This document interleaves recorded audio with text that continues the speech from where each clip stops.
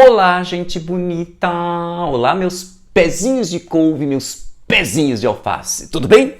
Quero falar com vocês sobre Caminho de Pedras, de Raquel de Queiroz. A primeira coisa que eu quero que você saiba sobre esse livro é sobre o seu narrador, o seu foco narrativo. Veja bem, quem conta essa história não é nenhuma das personagens. Então isso quer dizer que a narrativa ela é contada pra gente por alguém que está de fora da história, já que não é nenhuma das personagens. Por isso, nós dizemos que essa narrativa é em terceira pessoa. Além disso, nós precisamos saber que este narrador em terceira pessoa, ele é onisciente. O que quer dizer onisciente? Oni quer dizer tudo, ciente é o que sabe. Quer dizer, esse narrador, ele sabe tudo na narrativa, ele domina a narrativa, ele domina tanto essa narrativa, ele sabe de tudo sobre essa narrativa, que ele é capaz até de entrar na mente das personagens e nos revelar os pensamentos, os desejos, os sonhos, as angústias destas personagens, até mesmo os pensamentos, os sonhos, desejos, angústias que as próprias personagens nem têm noção que têm. E, de acordo com alguns estudiosos, é justamente este caráter onisciente do narrador, esse caráter que o faz capaz de entrar na mente dessas personagens e revelar os seus mais íntimos segredos. Bom, é isso que justamente vai salvar este romance. Como assim salvar esse romance? Bom, para saber como o caráter onisciente do narrador salva esse romance, é necessário conhecer um pouco da história. Bom, temos que lembrar que, inicialmente, essa é a história de Roberto. Roberto é um cara que morava no Ceará, ele é cearense, é de Fortaleza, só que ele se mudou para o Rio de Janeiro. Lá, ele acabou se filiando ao Partido Comunista, quer dizer, isso tudo está antes da história, tá? Então, ele filiado ao Partido Comunista, então o que acontece? O Partido Comunista do Rio de Janeiro o manda de volta para Fortaleza e a missão dele é reorganizar, é fazer o que ele chama de região, quer dizer, montar uma célula do Partido Comunista ali em Fortaleza. Essa célula vai aproveitar os remanescentes do bloco operário e do bloco camponês. História, isso realmente aconteceu. Houve uma tentativa, um levante socialista, só que essa tentativa foi sufocada pelo governo de Washington Luiz. Você se lembra que o Washington Luiz dizia que questões sociais são casos de polícia? Muito bem, esse é o fato histórico que realmente aconteceu, que é anterior ao início dessa narrativa. Então o que acontece? O Roberto tem que chegar lá em Fortaleza, montar esse bloco, essa célula do Partido Comunista, aproveitando os remanescentes, o que sobrou desse bloco operário e desse bloco camponês, que foram sufocados, esses remanescentes que foram sufocados pelo governo de Washington Luiz. Entretanto, ao chegar lá em Fortaleza, o coitadinho encontra muitas dificuldades, né? Ele é muito mal recebido. Eu lembro quando ele está na primeira reunião, lá no meio daqueles poucos que ele conseguiu, acho que não chega nem uma dúzia, creio eu, aqueles poucos que conseguiram ser arregimentados para essa reunião em que ele é apresentado. Aqui temos um companheiro que foi mandado pelos nossos companheiros do Rio de Janeiro para reorganizar essa célula do Partido Comunista, não sei o que, e um deles pergunta, né, porque ele fala assim, olha, eu tô aqui, né, tava tão empolgado, coitadinho do Roberto, eu tô aqui para ajudar na luta aqui dos companheiros, para ajudar a lutar em defesa da nossa classe. Veja, ele é jornalista.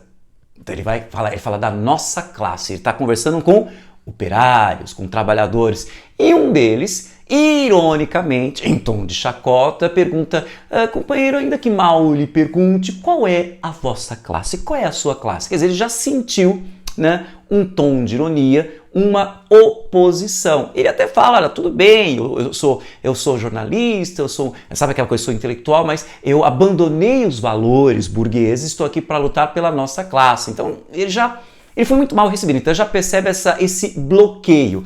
Aí começa então o quê? Um enorme desentendimento. Porque uns estão assim com um bloqueio em relação a ele, ao Roberto, enquanto que outros falam, não, mas ele está na boa vontade, ele está aqui para nos ajudar, temos que recebê-lo muito bem. Então é um cara que ele entende a nossa parte, ele é o nosso companheiro, ele está do nosso lado. Mas aí o outro fala, mas é sempre assim, os caras começam na boa vontade para depois querer mandar na gente, querer subjugar a gente. Aí o outro fala, mas eles que têm mais conhecimento, eles têm que nos ensinar a ler, têm que nos passar o conhecimento. Aí o outro fala, como assim tem que nos ensinar? O operário tem que andar por suas próprias pernas. Quer dizer, é um forrobodó de cuio, dá uma discussão, uma polêmica, uma brigaiada danada.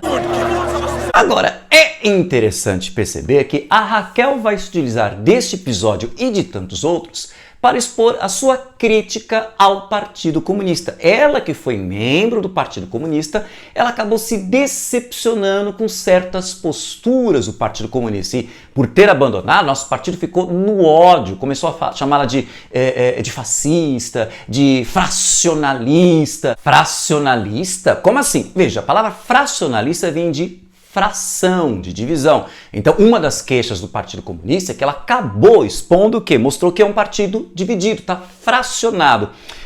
Para falar desse fracionalismo, ela até usa uma figura de linguagem muito interessante, que é a metonímia, que é, no caso aqui, metonímia é quando você troca uma palavra por outra, mas é uma relação de contiguidade, de sentido entre essas duas palavras. Então, aqui no caso, você tem a parte no lugar do todo. Nós temos dois blocos do Partido Comunista. Um bloco é chamado de quê? O bloco dos caras da gravata, os que usam gravata, que são os intelectuais, que são vistos como privilegiados, porque tiveram uma boa formação educacional, não têm um cotidiano, não têm uma vida muito sofrida. E esse bloco vai ser representado, por meio de metonímia também, do tamanco, que é o bloco dos operários, os trabalhadores, o proletariado, aqueles que realmente pegam no batente, têm uma vida extremamente sofrida. Então aqui você tem uma oposição entre o pessoal da gravata e o pessoal do tamanco, ou seja, os intelectuais versus os operários. E como o Partido Comunista é o partido ligado aos trabalhadores, então o que acontece? Quem está assumindo o poder aqui é principalmente os operários. E eles vão acabar recriminando, discriminando, vão falar muito mal, vão maltratar os intelectuais. Por quê? Por causa dessa visão que eles são privilegiados. E eles até são chamados, eles têm pecado, crime de serem pequeno burguês. O que é isso, pequeno burguês? Bom, pequeno burguês é o seguinte, são pessoas que não pertencem ao proletariado, à classe trabalhadora, ao operariado, são pessoas que têm um padrão de vida um pouco mais, digamos assim, privilegiado, Eles não têm os grandes mecanismos de produção da riqueza de um Estado, mas tem alguns mecanismos de produção de riqueza, tem uma formação acadêmica mais refinada, às vezes podem ter até uma pequena propriedade, muito bem, só que eles pertencem não aos donos do poder, eles estão muito mais próximos do proletariado, mas é muito comum o pequeno burguês dar as costas para o proletariado e passar a imitar o pessoal da classe alta, imaginando que pertence a essa classe alta. Então, quando se chama de pequeno burguês alguém, a ideia é mostrá-lo como traidor, como um alienado, um cara que é massa de manobra das classes poderosas, e então uma pessoa que tem defeitos. Então, o Roberto, que é um jornalista, não adianta falar que jornalista, tanto que uma das personagens fala isso no primeiro capítulo, jornalista ganha muito mal. O cara acho que é pedreiro, e ele fala, nossa, mas ser jornalista, se você quiser eu posso te arranjar um emprego como um assistente de pedreiro, você vai ter até uma situação um pouquinho melhor como é jornalista. Quer dizer, o jornalista, como é intelectual, o jornalista como faz parte do grupo dos intelectuais, seria o privilegiado, mas não, ele é tão explorado quanto o proletário, tão explorado quanto o operariado. Mas aqui não adianta, eles o enxergam como intelectual, E na lógica desse romance, ser chamado de intelectual até funciona como uma ofensa, seu intelectual, bem diferente dos dias de hoje. Quer dizer, bom, deixa quieto. Mas enfim, você percebe aqui uma crítica que a Raquel de Queiroz está fazendo ao Partido Comunista, Ela está colocando até um pouco da experiência pela qual ela passou enquanto foi membro desse partido. Então, a crítica que ela está fazendo é isso. Como é que nós, do Partido Comunista, nós vamos lutar contra todo esse sistema capitalista se nós mesmos não nos entendemos. Se nós estamos divididos entre o bloco dos operários se desentendendo com o bloco dos intelectuais. É por essas e outras que não só o Roberto, mas o próprio romance do qual ele é personagem, o próprio Caminho de Pedras, vai ser muito mal recebido pelo povo da época, tanto pelo povo da direita quanto pelo povo da esquerda. O pessoal da direita vai dizer: ai não, mais um romance proletário. A gente está terminando a década de 30 e a Raquel de Queiroz insiste em fazer uma literatura com romance proletário. O que é o romance proletário? Veja bem, na década de 1930, o mundo passava por uma crise danada. Você tem as consequências da quebra da Bolsa de Nova York, nós temos a tensão do entreguerras, que vai ter a Segunda Guerra Mundial, veja, você tem o quê? Regimes totalitários se espalhando pelo mundo, a ascensão do nazifascismo. Aqui no Brasil nós temos a ditadura Vargas. Então, numa época cheia de problemas sociais, surge então o neorrealismo. O que é o neorrealismo? Aquela literatura que vai repetir, lembra os temas da literatura do realismo, de um Machado de Assis, de um Eça de Queiroz, de um Raul Pompeia, que é a preocupação em criticar e denunciar os problemas da sociedade. Isso era lá no século XIX, o tal do realismo. Ele volta aqui, veja, por isso que é neorrealismo, mas qual é a mudança entre realismo, final do século XIX, e neorrealismo, aqui na década de 1930? Enquanto o realismo se ocupava em colocar como foco, a classe alta, a burguesia, aqui não, nós vamos nos preocupar com o proletariado, com os trabalhadores, com a classe baixa. Daí o nome que se deu à literatura de neorrealismo, também ela recebe esse nome de literatura ou de romance proletário. Então, esse romance proletário, por estar do lado dos trabalhadores, o que vai acontecer? Vai ter como características, primeiro, não vai dar atenção a uma personagem individualizada, não vai dar atenção a um indivíduo, ela vai dar atenção, essa narrativa vai dar atenção à coletividade. Veja como está muito apegado aos ideais do socialismo, é o grupo, é o coletivo, não é o indivíduo.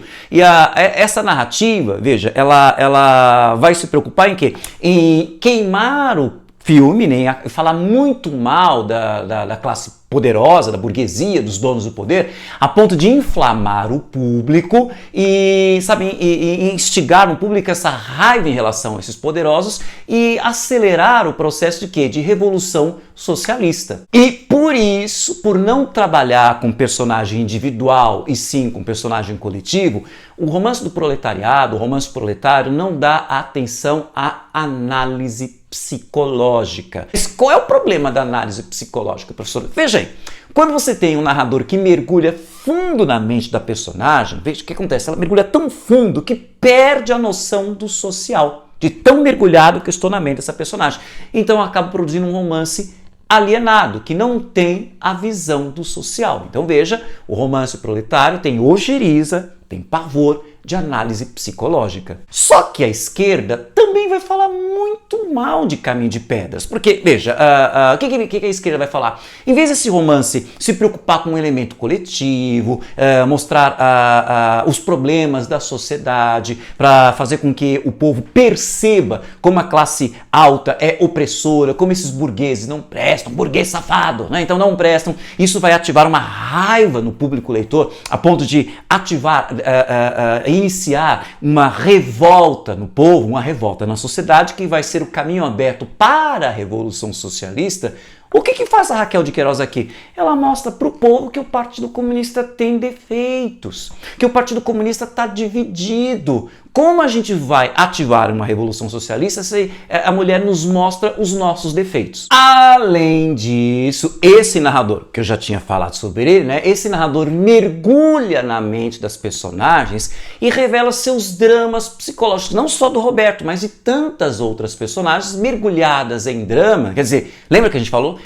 Esse mergulho no psicológico vai produzir uma perda da visão do coletivo, perda da visão do social, o que abriria caminho para uma alienação. No entanto, ambos os lados estão errados, porque neste romance, o que Raquel de Queiroz vai fazer? Ela vai eliminar, abandonar essa polarização entre direita e esquerda. Direita que pede um romance mais psicológico, portanto com personagens de carne e osso, e a esquerda dizendo, não, esse romance psicológico é alienado, perde a noção social. A Raquel vai conseguir conciliar os dois aspectos e mostrar aqui em Caminho de Pedras como o elemento psicológico está conectado com o social. Não dá para separar nesse romance o psicológico do social. Tá, uma leitura superficial diria que o romance está dividido em dois blocos. O pessoal, psicológico, do social, né? Socialista, do social.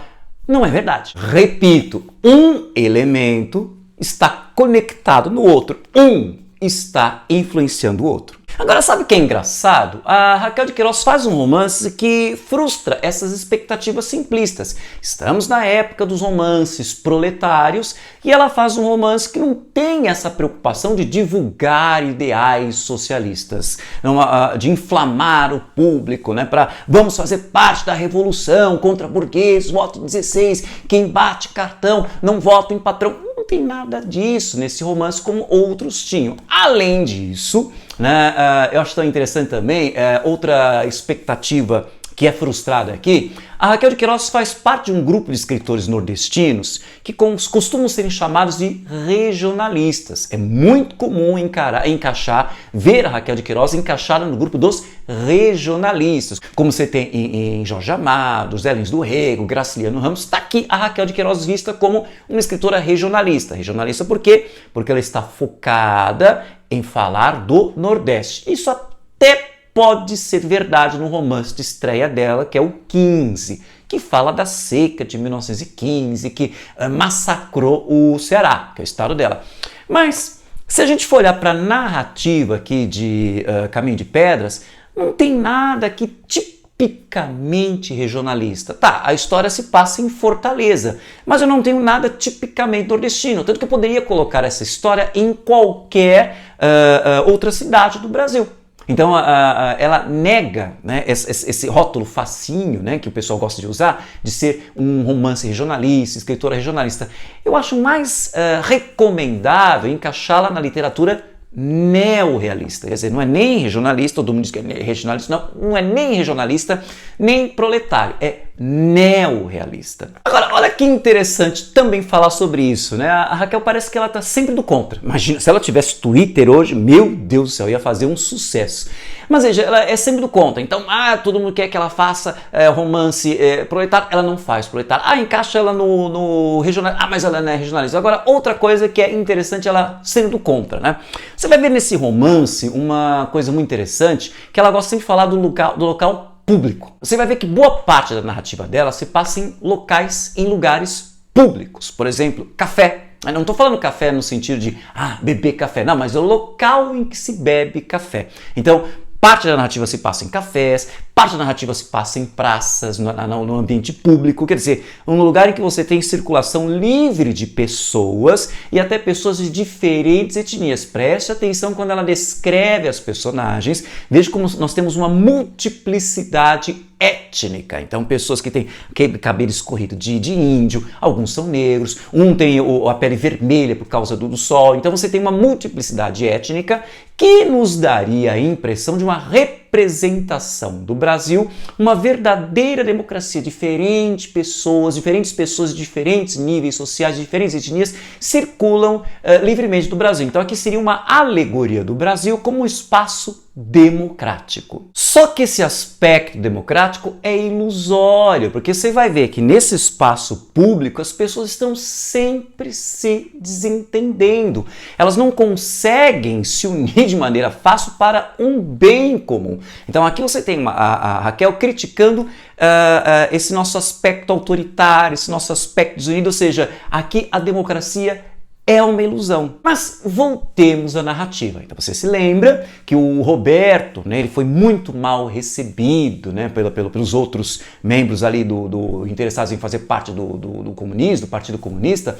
Mas aí aparece o Rufino, que tem uma tendência, o cara que consegue colocar ordem, mas outros falam que ele tem uma tendência a ser o autoritário. Ele põe ordem e o Roberto ele passa finalmente a expor os seus ideais, tadinho, né? Ele veio todo cheio de ânimo, de empolgação, tinha até um discurso pronto, não deu certo. Então ele vai expondo, né, o seu discurso, os seus ideais, suas ideias, e se para alguns ele percebe uma coisa refratária, não é bem recebido, tem uns dois ali que fazem aquele gesto, conforme ele vai falando, vai fazendo aquele típico gesto que estou concordando.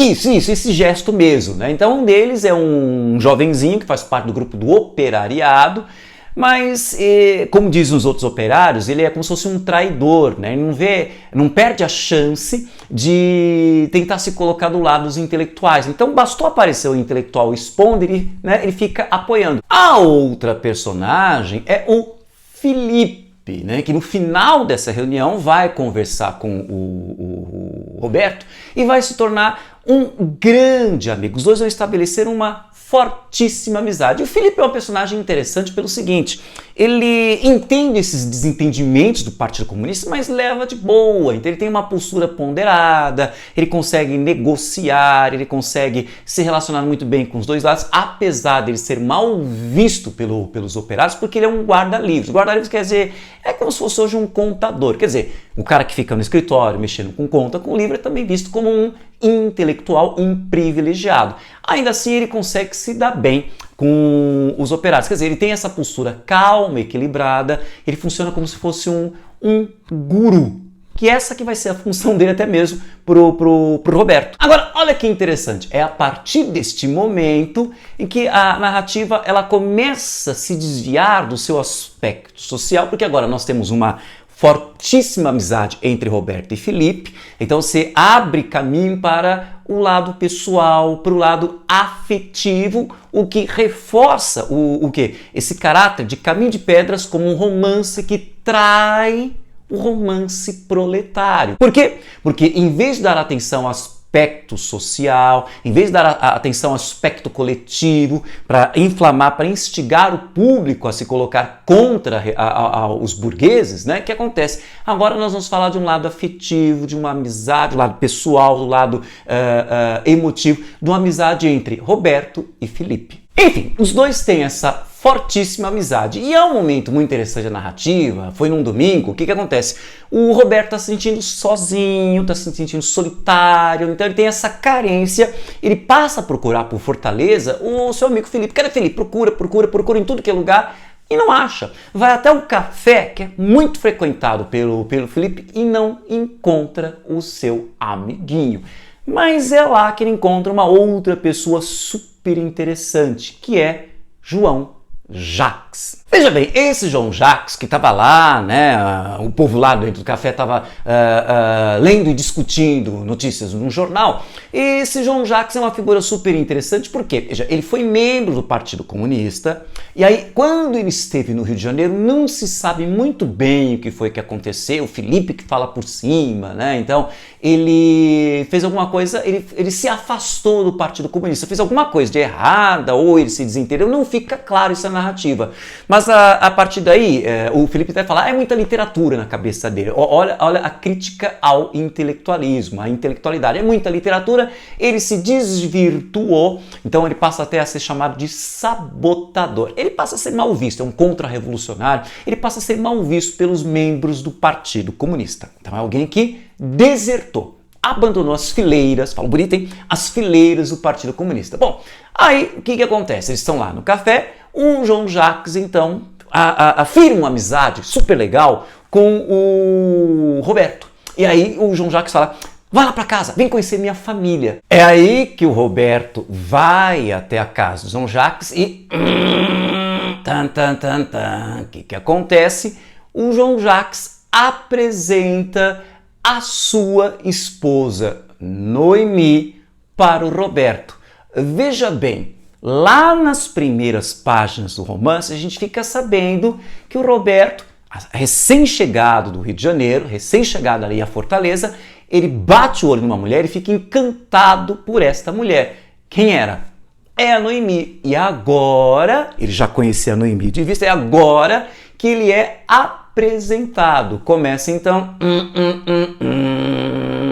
Eu nem preciso dizer o que vai acontecer, mas você está percebendo? A gente está se desviando mais ainda daquilo que seria esperado do romance proletário. Estou me desviando do aspecto social, estou indo agora não apenas para uma história afetiva, mas estou indo na direção de uma história amorosa. Uma historinha amorosa com suas complicações. Lembra aquele esquema clássico, né, de X ama Y, obstáculo, né, que esteja atrapalhando essa união amorosa. Você vai ter uma sequência de complicações, de peripécias, de plot twists, né, de reviravoltas, até que esse X se une a Y. Veja o que vai acontecer na narrativa. Então, Roberto está agora super interessado na Noemi e ele vai usar um subterfúgio muito interessante. A Noemi tem com João Jacques um filho que é tudo para ela, para os dois, mas principalmente para ela, que é o guri. Então o Roberto vai usar um subterfúgio safadinho, quer dizer, ele vai se aproximar do menino, vai conquistar a amizade dessa criança e assim ele amolece o coração de Noemi, tanto que os dois estabelecem uma amizade, né? E até é interessante que a amizade já fortalecida, praticamente todo dia, o Roberto, quem vai ou visitar a Noemi no trabalho, quer dizer, vai levar ela até o trabalho, depois o quê? Depois do almoço, cada um almoça no lugar, mas o que acontece?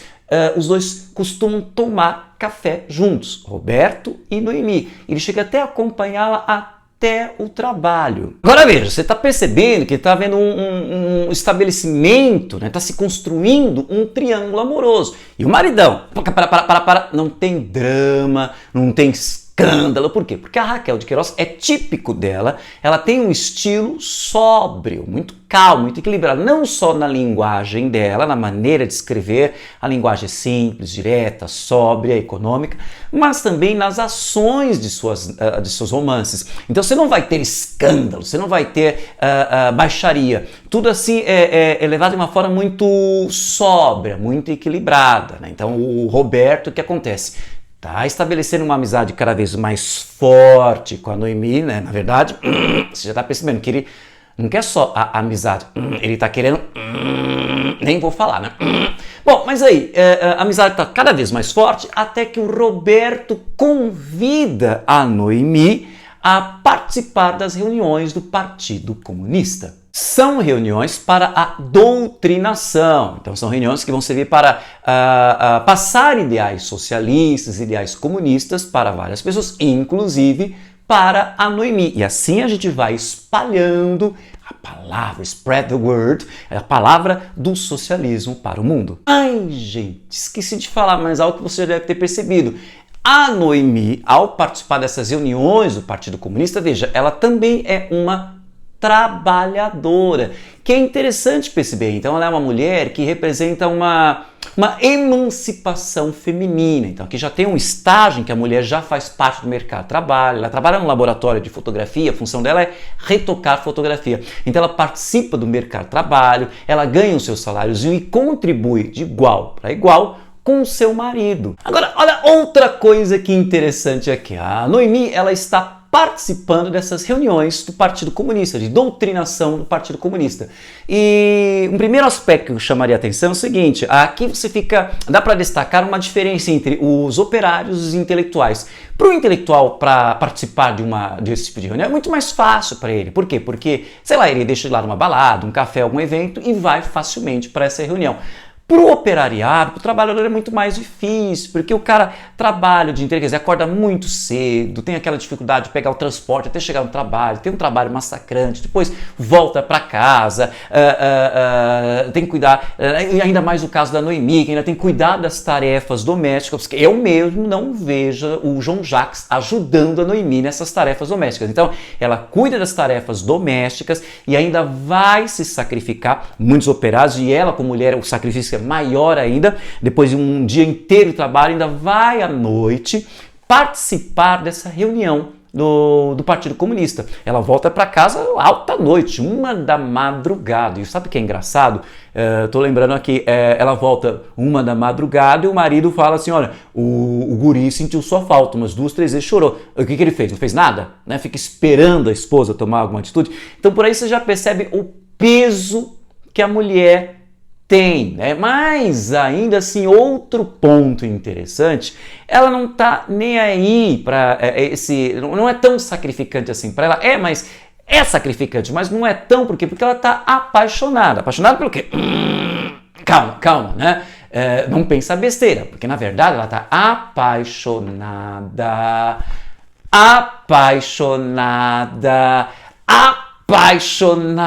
Adivinha qual é a paixão dela? Ela está apaixonada pelo comunismo, porque ela se vê diante de um ideal de libertação.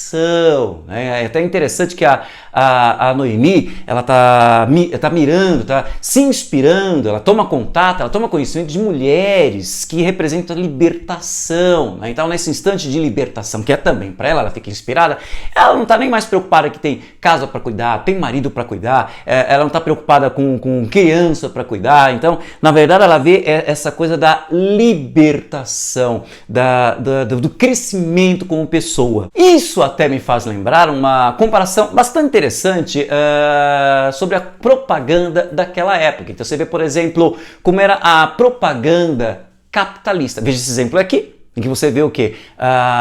Uma propaganda que fala assim, mostre para a mulher quem é que manda aqui. Então veja a mulher de joelhos diante do homem, né? A mulher toda humilde, o homem todo poderoso, eu que mando aqui. Essa mulher percebe, a mulher está aqui para me servir, para ver como eu sou poderoso, sou o bam, sou gostosão. Essa era a visão que o mundo capitalista fazia. Nossa, até difícil imaginar que existisse uma propaganda que passasse uma imagem tão escancaradamente machista, até misógina. Mas isso era o normalizado no mundo capitalista. Isso é bem diferente da propaganda soviética. Veja essa aqui, em que você tem uma mulher entrando na cozinha dizendo liberte-se dessa escravidão da cozinha. Então você vê como o socialismo, o comunismo vem com uma proposta que para a mulher ela é libertadora. Então, a Noemi, diante desses ideais, ela se sente, né? Ela se sente apaixonada, né? Livre, leve, solta. Isso tudo foi o socialismo que proporcionou para ela. Agora, olha que interessante. Quem foi que proporcionou isso? Foi, olha, o Roberto. Então veja, dessa paixão que ela tem para o socialismo, que foi apresentado pelo Roberto, num saltozinho, um tropecinho, ela salta para a paixão pelo Roberto. E aí você, que é uma pessoa bastante crítica, vai começar a fazer algumas análises muito importantes, muito interessantes. A primeira delas é a seguinte, veja, esta paixão que a Noemi tem pelo socialismo, na verdade ela está muito misturada a uma questão pessoal. Primeiro porque ela está olhando o lado dela, não o lado da mulher em geral, mas o lado dela. Segundo, porque ela vem misturada com essa paixão pelo Roberto. Então aqui você tem mais uma vez como o pessoal se mistura com o social nesse romance. Mas veja bem, esse aspecto pessoal, que seria uma traição ao romance proletário, acaba refletindo o aspecto social. Porque veja, ao analisar a condição de uma mulher em particular, veja, ao olhar para o estado, para a situação dela, na verdade eu estou olhando para a situação da mulher em geral. Então ela representa, é a parte representando todo. Sem falar que se ela está subjugada a essas questões das tarefas domésticas, né, da obrigação do lar, isso também revela o aspecto social. Né? Então você percebe? O aspecto social está marcando o aspecto psicológico. Então aqui você tem como o social marca o psicológico. O social está ligado ao psicológico. A outra coisa que é digna de nota aqui é o seguinte, quem traz essa revelação, quem traz essa emancipação para a mente da Noemi é justamente o Roberto. Então ele acaba se tornando um líder carismático, o que de uma certa forma, veja, por ele seduzir essa Noemi também o seu público, isso acaba distorcendo os ideais do socialismo, que devia ser um movimento coletivo. É a coletividade que precisa ganhar a conscientização. Mas aqui não, nós temos um líder carismático que conduz as massas. Então ele funciona como se fosse um líder, como é que eu vou dizer, um salvacionista. Então há um salvacionismo, uma ideia de salvação que parece se misturar com algo de messianismo, e o romance critica muito isso. A maneira como a Revolução Socialista ela vem misturada com ideais religiosos, quer dizer, o resgate socialista, a salvação socialista, por meio do socialismo, se mistura com a salvação da religião, como por exemplo do cristianismo. Então o Roberto, como um líder que conduz as massas, seria um líder como um líder messiânico, como um líder salvador. Então a salvação social se misturando com uma salvação da grande revelação religiosa. Não é à toa que esse encantamento que a Noemi tem ao sair dessa reunião, dessa revelação que ela tem da libertação, se aproxima muito da Epifania, que é uma palavra típica da religião. O que é Epifania? É a grande revelação. Isso é muito comum na história de santos. O que é Epifania? É a grande revelação que aquela personagem comum tem, sei lá, se é o Espírito Santo, se é o anjo, se é Deus, se é alguma coisa mística, faz uma revelação, e essa que é a Epifania, e isso muda a vida da personagem. Quer dizer, eu estou aproximando uma história religiosa de uma história socialista, e aqui seria visto como um defeito, como o socialismo está sendo confundido com cristianismo. Então por aqui você percebe como é muito difícil a gente abandonar a nossa estrutura, né? Na medida em que o socialismo vai ser muito associado ao salvacionismo, né? A salvação por meio do socialismo está muito parecida com a salvação por meio do cristianismo. É como se o comunismo acabasse tornando também uma religião, com seus fanáticos. E você sabe qual é o problema do fanatismo, né? O fanático, ele não tem lógica, ele não raciocina. E para que haja uma boa revolução social, aqui no caso uma boa revolução por meio do socialismo, é necessário que as pessoas tenham o intelecto em ação. Eu preciso de um grupo de pessoas racionais, não um grupo de pessoas fanáticas. Mas voltemos à narrativa. Então nós temos uma Noemi que encontra sua epifania, sua revelação, o que faz com que ela se torne apaixonada pelo Roberto. Então qual é o próximo passo lógico? Ela está casada com o João Jacques, mas está apaixonada pelo Roberto, nada mais natural do que se separar do João Jacques e ser feliz com o Roberto. Bom, não é assim que acontece. Porque para começar, se separar do João Jacques, como? Se ele não tem nenhum defeito, ele é um cara muito bom, né? Então o relacionamento dos dois tá bonzinho, né? Que mais? Ele é um cara que trata muito bem o guri, ela não tem nada contra o João Jacques. Como me separar dele? E olha que interessante, né? Esse ponto, esse aspecto. O João Jacques trata muito bem o guri. Quer dizer, isso é um ingrediente para ela gostar demais do João Jacques, não tem nada contra ele. Porque o guri, a gente vai perceber no decorrer da narrativa, ele é um elemento, um ponto central na narrativa. Ele é um catalisador das ações do romance. Veja como é que o Roberto conquista a Noemi. O que ajuda a conquistá-la? Justamente ele vai tratar bem o guri. Por meio do guri, então, o Roberto consegue estabelecer uma relação com o João Jacques. Por meio do guri, ele tem contato com a Noemi. Então, ele é o grande catalisador desse romance. Ele é tudo. Enfim, a Noemi não tem nada contra o João Jacques. Ele é um bom trabalhador, ele é um bom homem, ele é um cara honesto, é um cara legal. Ele me trata muito bem, ele trata o guri. E o que eu vou fazer? Como é que eu vou me separar dele se ele é tão legal? Mas eu gosto do Roberto. Então a Noemi, ela mergulha numa inércia. Ela fica sem ação diante dessa problemática. Então a Noemi, ela se encontra diante de um impasse. Ela não consegue se decidir entre esses dois homens. Se bem que aí você vai dizer, nossa, professor, mas este era o momento de se estabelecer um trisal. Coração. Essa história de 1936, você veio me falar disso? Então tá vendo? A Noemi, nesse impasse, nessa inércia, né, ela mergulha num drama psicológico. O que significa? Que é o Caminho de Pedras traindo essa noção do romance proletário, na medida em que você tem uma baita ação a questão psicológica e acaba se perdendo de vista essa preocupação em falar do coletivo e incentivar a revolução socialista. Agora, o mais interessante também é notar como o João Jacques percebe esse clima, mas ele é elegante como o próprio romance. Então ele não faz escândalo, não faz besteira. No máximo, nos momentos mais tensos, o que vai acontecer? Ele passa um tempão fora de casa, mas nada de escândalos, nenhuma baixaria acontece aqui. E isso contribui para a inércia do romance, né? Porque se ele fizesse algum escândalo, isso aceleraria, isso seria um elemento catalisador. Como eu falo bonito, tem até uso termos da química, né? Seria um elemento catalisador para agilizar a Noemi a tomar alguma decisão. Agora, olha que interessante, essa questão de inércia faz lembrar um comentário que o pessoal faz muito em relação a esse romance. Veja, a narrativa, a Noemi está em suspenso, um triângulo amoroso que está em suspenso. E o próprio Caminho de Pedras parece uma narrativa que está em suspenso, porque, veja, houve uma enorme ação antes, né? Então você se lembra, o Washington Luiz acabou sufocando essa ação, desmantelou o bloco operário, desmantelou o bloco camponês, né? Então está antes do romance.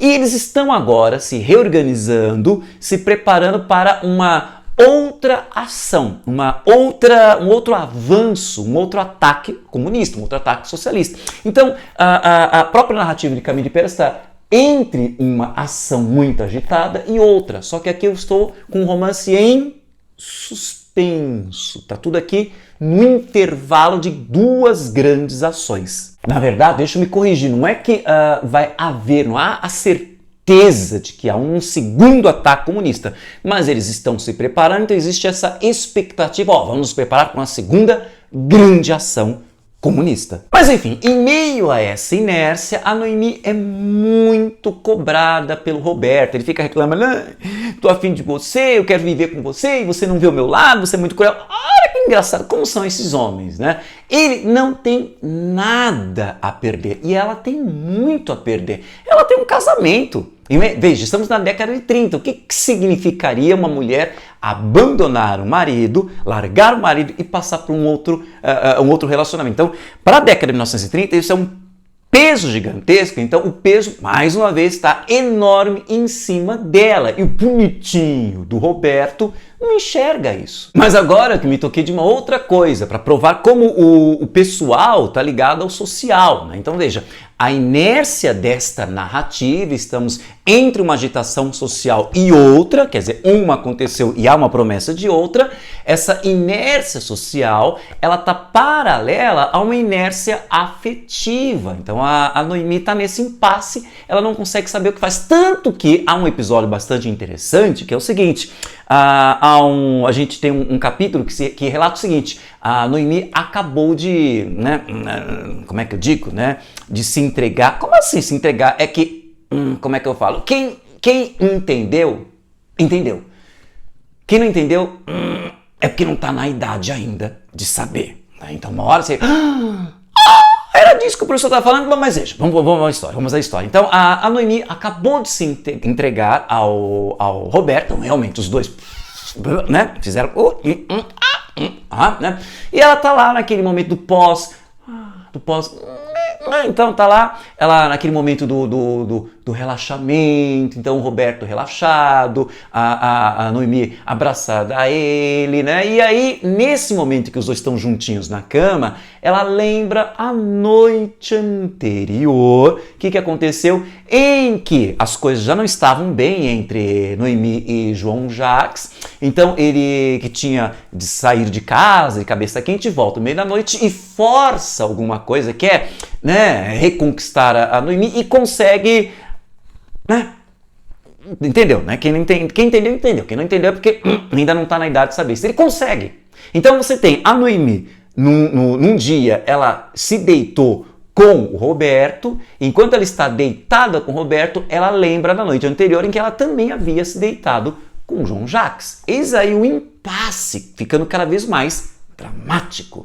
E se manifesta aqui uma coisa que a Raquel de Queiroz ela comenta, né? Ela gosta de muito colocar isso nos seus livros, que é o seguinte: tudo bem, vivemos numa sociedade que é machista, que é patriarcal, mas isso não quer dizer que a mulher é completamente anulada. Existe uma força matriarcal, existe uma força da mulher. É o que você percebe aqui, dois homens, né, lutando, girando ao redor de uma mulher. Veja, nesse momento em que até bonitinho isso, né? A Noemi está na cama com o Roberto, e a maneira como ele abraça, essa questão do aconchego, então essa energia feminina que proporciona uma sensação de aconchego, de proteção, de bem-estar ao homem. Então essa é a força que a Raquel de Queiroz enxerga na sociedade brasileira, a força do matriarcado. Então a Raquel de Queiroz sempre mostra em suas narrativas esse poder matriarcal, esse poder que a mulher tem. Agora lá vem você querer me falar, tá vendo? Ela tá nesse impasse entre os dois. A solução seria um trisal.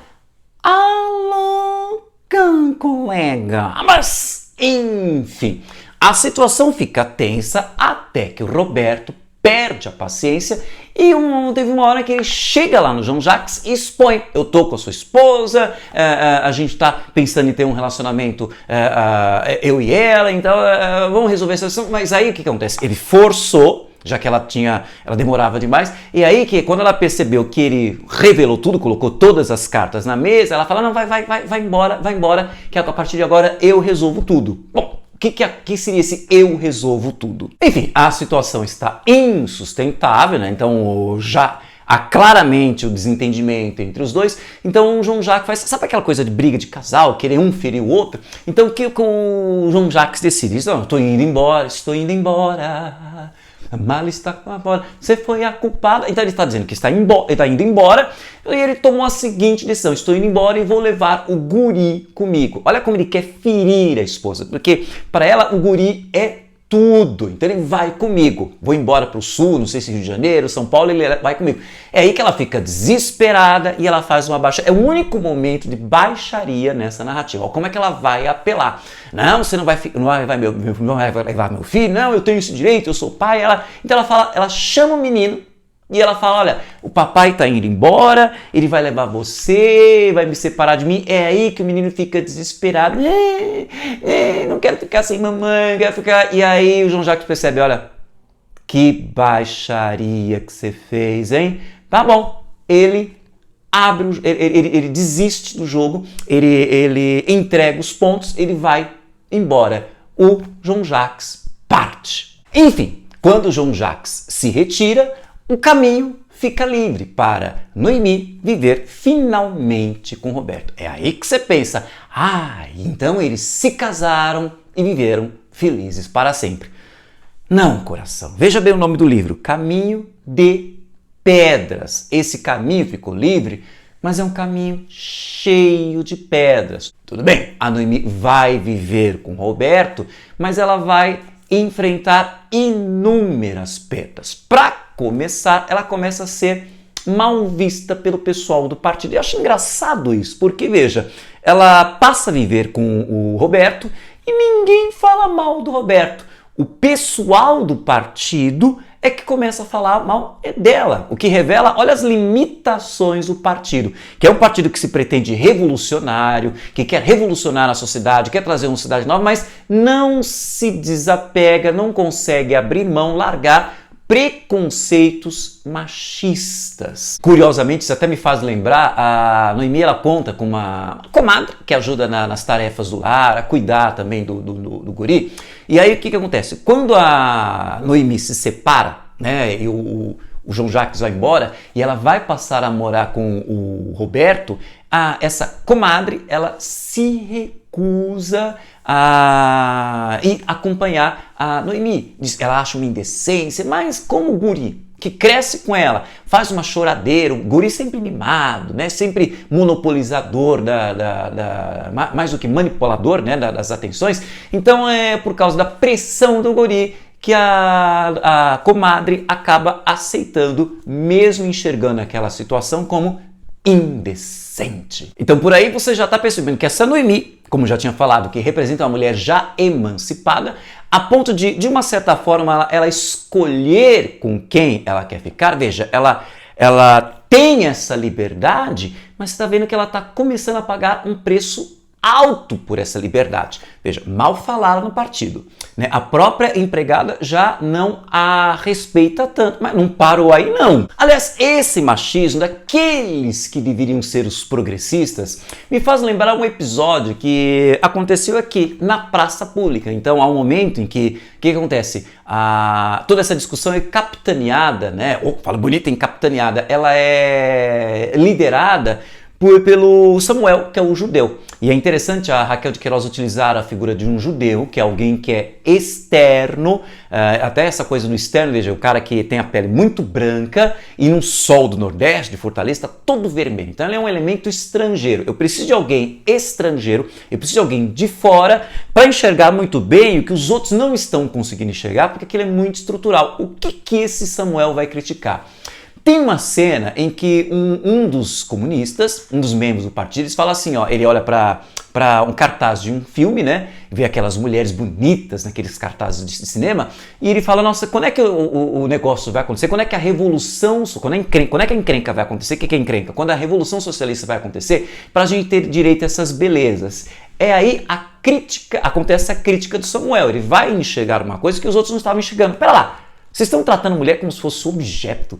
Vocês estão objetificando a figura feminina, vocês estão tendo essa atitude de rapina. A de rapina é aquela que pega, rouba, né? Quer dizer, vocês estão querendo revolução socialista para socializar mulheres. Mulher é objeto. Então, olha, eles não tinham percebido. Não é isso, é porque você vê as mulheres mais bonitas, elas ficam sempre com os caras que têm dinheiro, né? Elas não vêm pra gente que nós somos pobres, nós somos operários. Então, quando vier a revolução socialista, a gente vai ter o direito a essas mulheres. Isso até me faz lembrar uma crítica que o Fernando Pessoa faz na voz do Alberto Caeiro. Tem um poema em que ele fala uma coisa interessante. Ele fala assim, ele critica um cara que defende o socialismo, que defende o comunismo. Ele critica falando o seguinte, olha, eu não sei se esse cara realmente está afim de justiça social, quer dizer, a igualdade na divisão das coisas, ou se ele apenas está com inveja da sobremesa alheia. Quer dizer, eu vou fazer, a ideia seria o quê? Eu quero que todos tenham direito à sobremesa, ou será que eu estou com inveja da sobremesa dele? Eu quero para mim essa sobremesa. Então essa crítica que o Samuel faz. E aí ele até faz uma outra observação, porque os caras começam a falar, não, você tem razão, você não tem razão. E eles começam a falar, não, quando a Revolução Socialista chegar, sempre essa coisa da discussão. É sempre essa coisa do desentendimento.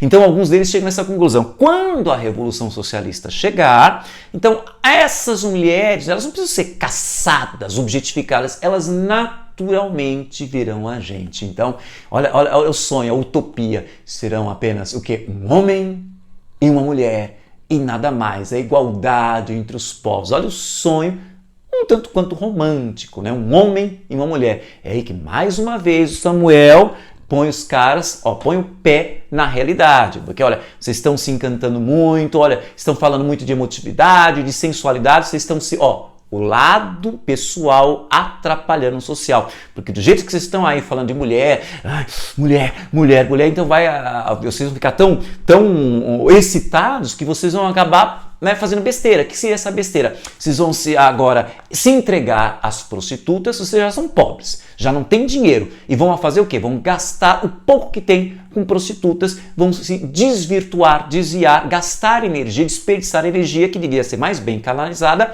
para a luta socialista. Quer dizer, esse romance não é tão bobo assim. Mas, enfim, vamos ver as perdas que a Noemi vai ter de sofrer em nome de sua liberdade. Ela vai perder os homens da sua vida. Já vimos que ela perdeu quem? O João Jacques. Tudo bem, ela gosta do Roberto, mas ela tem um enorme carinho, ela não perdeu o carinho por João Jacques. Então João Jacques foi embora para o sul do país, não sabe se é Rio de Janeiro, São Paulo, e ela sente a falta de João Jacques. Tem até um episódio engraçado que depois de muito tempo João Jacques manda uma carta, não para ela, mas pro filho, pro guri, e o menino fica lendo, quer dizer, fica pedindo pro Roberto ler e reler essa carta, aquilo dói nela, é aquela sensação de que perdi esse homem. Bom, além de ter perdido esse homem, né, que é o João Jacques, ela perde também o emprego, né? Porque o que acontece? Olha como a sociedade é hipócrita, né? Porque é o seguinte, ela trabalha num laboratório de revelação fotográfica, num laboratório de fotografia, e a clientela começa a falar mal dela, né? Quer dizer, inicialmente parece que fala mal porque ela está muito ligada ao socialismo, né? Mas na verdade fala mal principalmente porque ela é uma mulher separada, que foi viver com outro homem. Então isso dá aquela imagem para aquela sociedade de uma mulher safada, uma mulher sem vergonha, tanto que uma colega de trabalho dela, a Guiomar, as duas eram muito ligadas, muito grudadas no comecinho do livro, agora não quer nem, sabe, não quer nem falar com ela, se sente mal. É engraçado que tem ao mesmo, olha o recalque, ao mesmo tempo que ela tem esse olhar negativo em relação a Noemi, a Guiomar, que ela é uma mulher mais velha, que é uma mulher que nunca teve um homem na vida, tem um pouquinho de inveja. Ela passa mal, ela fica imaginando, nossa, uma mulher que teve 2 homens, imagina 2, olha o exagero dela, 2 deve ter 3, 4, 10, 20 mil homens, e eu não tenho nada. Então ela fica mal, quer dizer, esse moralismo dela, não quero nem falar com essa safada, com essa sem vergonha, está misturado com um pouco de inveja, e isso começa a incomodar no serviço. Tanto que o patrão dela é obrigado a demitir a coitada da Noemi, porque a clientela já está reclamando, a gente precisa... Olha que engraçado, ele fala, você tem um serviço eficiente, eu não tenho nenhuma queixa em relação ao seu serviço, então a mantém. Mas veja, é a pressão do público. Então como o público está reclamando, eu estou com medo de perder a clientela, até a sua própria colega de trabalho está incomodada, então olha, não tenho mais o que fazer, vou ter que demiti-la. E olha a hipocrisia, porque você vai lembrar que esse patrão, né, o que acontece? Ele olha que sociedade é essa? Ele gosta de tirar fotos de mocinhas, de adolescentes, ele é todo safado, sem vergonha, fala coisas, né, que deixa as meninas todas assim, sem jeito. Para aquela época, elas ficavam assim, tudo bem, né? Se tolera isso, um cara que tá, um senhor todo safado, sem vergonha, em cima de principalmente mocinhas, de adolescentes. Isso a sociedade tolera. Agora, a outra, que está num relacionamento fixo com um homem que ela realmente ama, isso a sociedade não tolera? Meu Deus do céu, como eu estou disperso, né? Eu devia estar falando dos homens que ela perdeu. Vamos voltar nesse assunto. Então, veja que ela perdeu o João Jacques. O que mais? Um guri, que você lembra que é tudo para ela. O que acontece com esse menino? De repente ele desenvolve uma doença, né, que dá uma febre alta, ele chega até a ter convulsões, provavelmente é septicemia que o menino tem, né, e aí em questão de 48 horas o guri morre. Veja, Noemi acaba perdendo o que ela tinha de mais precioso, o seu tão adorado filho, o guri.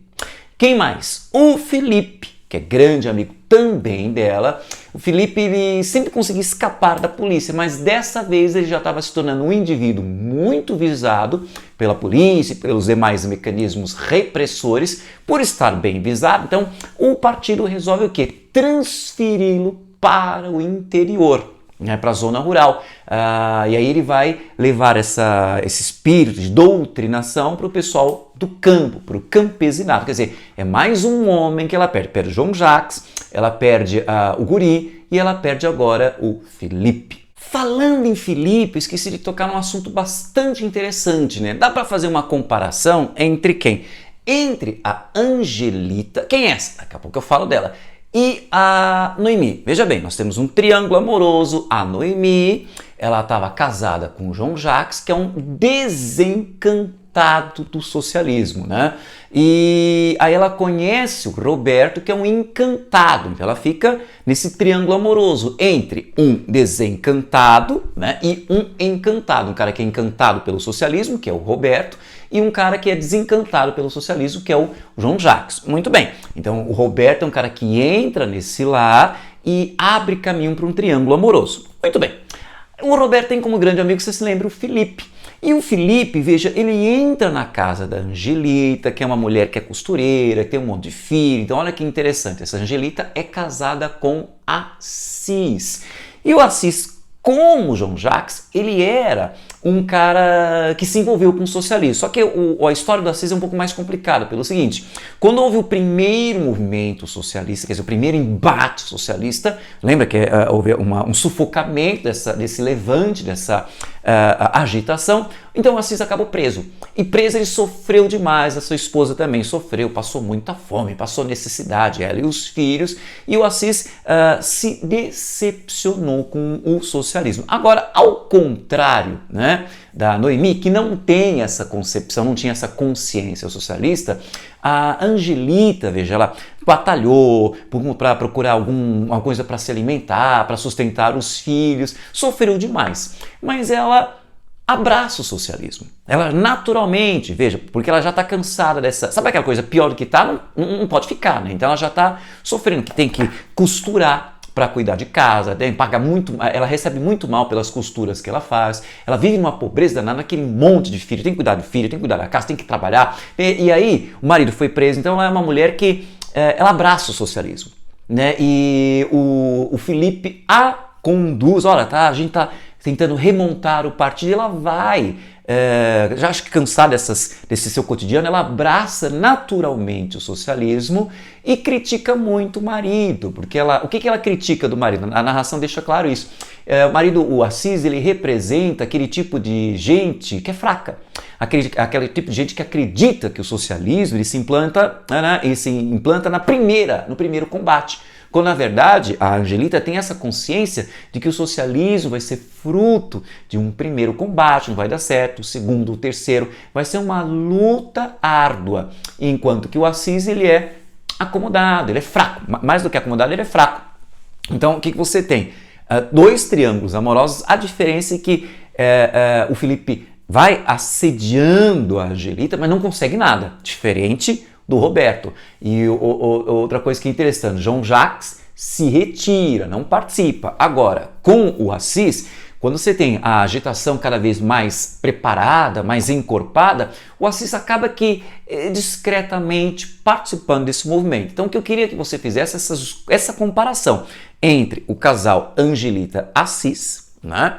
A Angelita, ela é costureira, ela tem uma vida sofrida, compara com o casal João Jacques Noemi. Tá? Então o que acontece? A Noemi até que é uma certa privilegiada no começo, né? Porque ela tem um serviço um pouco mais suave, que é de retocar fotografia, mas depois, quando ela perde o emprego, ela não consegue arranjar emprego de jeito nenhum, ela vai pastar. E aí ela vai ajudar a Noemi, como não consegue emprego, ela vai ajudar aliás, não sei nem quem ajuda quem aqui, né? A Noemi, ela vai ajudar a Angelita na costura. Quer dizer, de uma certa forma, a Angelita ajuda, passa um pouco do seu serviço. Mas, enfim, tô enrolando demais. Compare essas duas personagens, Angelita e Noemi. Veja, uma abraça naturalmente o socialismo, porque ela tem essa visão social, né? Um pouco mergulhada com a questão pessoal, tô cansada dessa vida sofrida, diferente da Noemi, que abraça o socialismo seduzida pelo Roberto. Temos as perdas Noemi. Então a gente viu,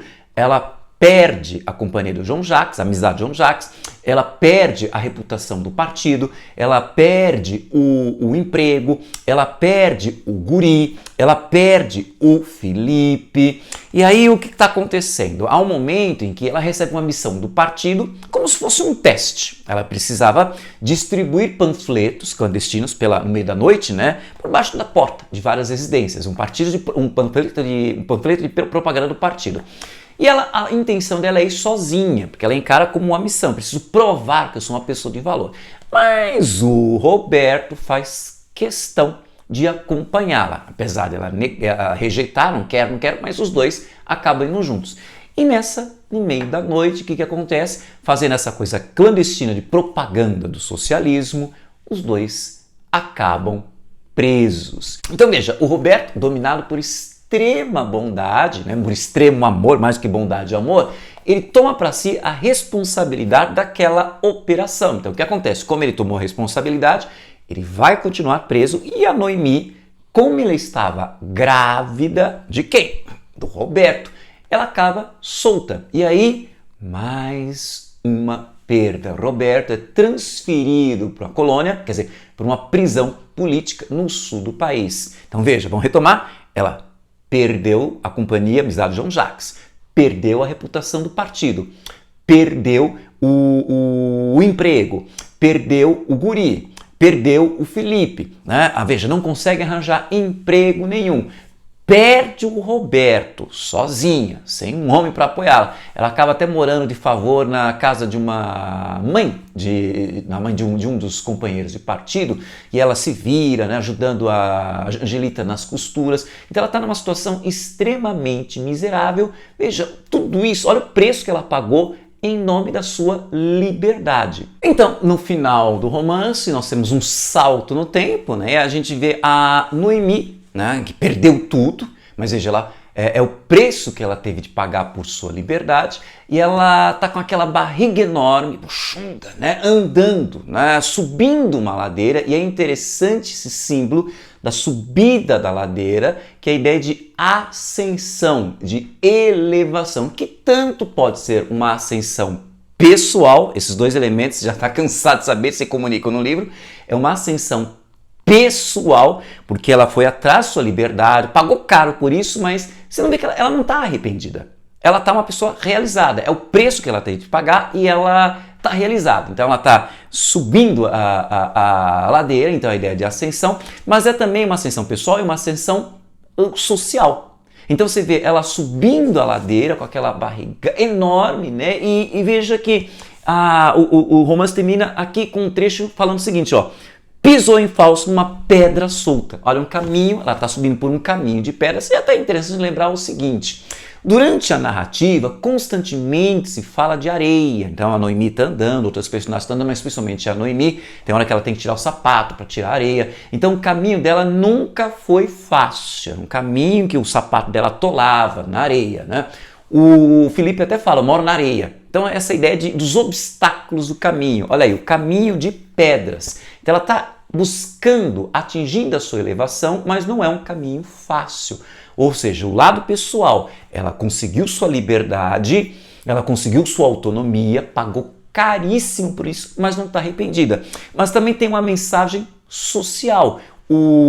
A elevação, o caminho para a Revolução Socialista não vai ser fácil, vai ser um caminho de pedras. Lá para trás era de areia, agora de pedras. Tanto que aqui ela está chegando lá no alto, ela tropeça numa pedra, pisou em falso numa pedra solta, é um caminho cheio de pedras, mas nessa em específico ela pisou em falso. Veja, arrimou-se ao muro, quer dizer, ela se segurou no muro. O pequeno, né, que está na barriga dela, veja, ela perdeu um filho e agora ela tem um novo. Aquele que era com João Jacques, né, um modelo antigo, agora vem um mundo novo ali à frente, ali na sua barriga, né? Então o pequeno parece que se sacudiu todo, comovido também com choque, que a mãe quase cai, né?